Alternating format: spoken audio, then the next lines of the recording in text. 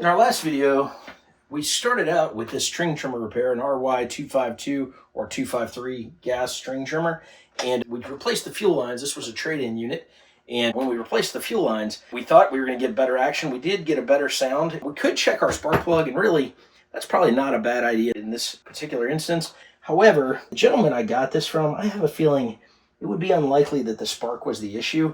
Could be, and really I should check that, but we're going to replace the carburetor first, because typically what I find is when something is not firing at all in a unit like this that's been sitting and it wasn't getting gas at all to begin with, it's probably more than likely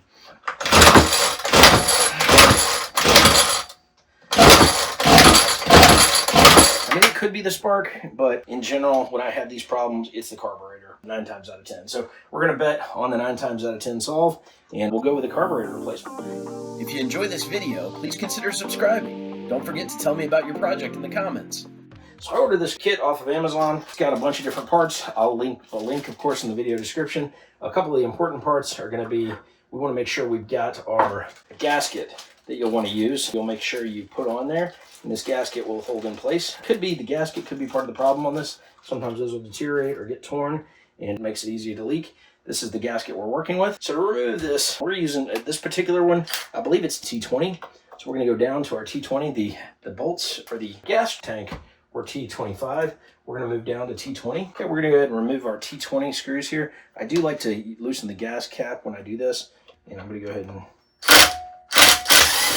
take my first bolt out, second bolt out, and once we've got the 2 bolts out, this is where if you don't loosen the cap, sometimes your gas will start going on you, especially as you disconnect the fuel lines. So we'll take a look at what we got going on here. The filter here is actually in pretty decent shape. The carburetor itself is pretty dirty. That leads me to believe hopefully the carburetor is the issue, and replacing it with a new one or cleaning it would solve the problem. But if that's not the issue, then I might have something bigger at play, and the trade-in will have been less valuable for me because I wanted this to be a quick job and a good YouTube video. So we'll put these bolts somewhere where we'll find them easily. Pliers here, pull this bolt all the way out. Here it goes. I do like to keep these gaskets. They tend to get torn a lot, and so having an extra can be nice. At the same time, sometimes they're on there so long, so old that they're no longer any good. It can be good to replace them. I'm definitely going to replace this. There he goes. He's kind of coming off. He seems like he's in decent shape still. I don't think this gentleman used this trimmer all that much, but certainly has some dirt on it. And my guess is, if anything, it's gummed up from just sitting and not being used. So we're going to take off our first line here. I'm going to cut these lines down just a shade. They are a little bit more than I needed. Finish off by squirting out the remnants of that carb. So this is a bad carb. A lot of times I'll tag it with a black zip tie so I know that I need to clean him later. Put him on the docket to see if I can make something out of this carburetor and get him back to life, or if he's shot. Again, I don't know that he's bad. Very well could be a good carburetor if the issue is something besides the carb, but my bet would be this is probably the issue. Metering disc, diaphragm, something is causing my problem, and we'll find out. Well, we got our new carb coming. Here's our new carb and our new disc, and this one is simply going to line up the same way we just did him.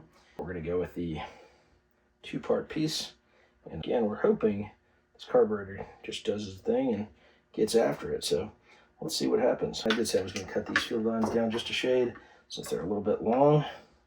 I'm going to clip them about an inch or so. Doesn't give me much to work with on the other side. And same for this guy. So now we're going to take our carburetor, put our first piece there, second piece here, hook them all up, good to go. Now we're going to take our diaphragm. You can just see kind of how I'm doing this. You do want to make sure the hole is not covered on the back side. Here, this one does have a very specific air hole, so you want to make sure that that's going to fit in position. So we will line that up. A lot of times I like to do this on the front side over here, put my bolts there first, put the disc up there. That way also I can hook my carburetor up. So I'm going to go ahead and fish that through. I'm going to go ahead and line that piece up. We'll put our bolts through. Make sure they go through our carb, and then through our carb. That one's ready to go. Take our other one. You'll see what I mean about lining up the disc here. So as we replace the carb, we'll basically bring that second bolt through. So now both bolts are through, This gives me the opportunity to line up my gasket there. And now that I've got that in position, just line them up here. Should fit pretty nicely. And then my impact driver here can do the job. And then you'll just tighten them down. Don't go too crazy. There we go. And then we get to find out the moment of truth. See if our string trimmer is back to normal, if it was a carb issue. Of course, fuel lines certainly were corroded, so either way I would have had to do the fuel lines. Now my question is, did it solve the problem? Let's see how our new carburetor does, if it's pulling the fuel as it should. Not currently. Might be an issue on my part. I might have mixed up my return.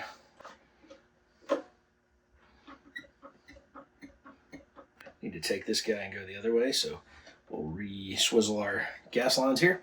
Looks like the gas lines were kind of inversed. That seems right. So we'll go there, up top, and back here, down low. All right, now I've got my fuel lines in theory in the right order. I can also test it here. We'll make sure it's drawing. You can see the fuel coming through. So yeah, simple screw up on my part. I had them inversed. Now it's pumping, now it's working. We'll put our top on here and we're ready to crank it. Let's get after it. So now that our carburetor has been replaced, our fuel lines have been replaced, we're gonna test them out. We'll see, let's hope he runs. Start it.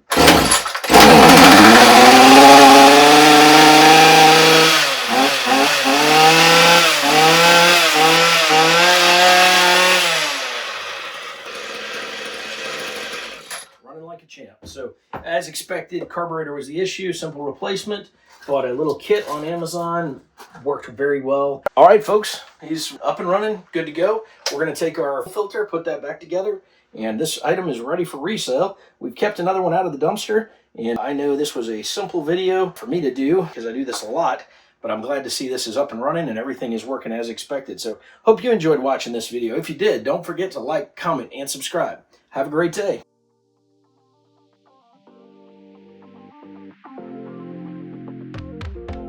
If you enjoyed this video, here are a couple more YouTube things you might like.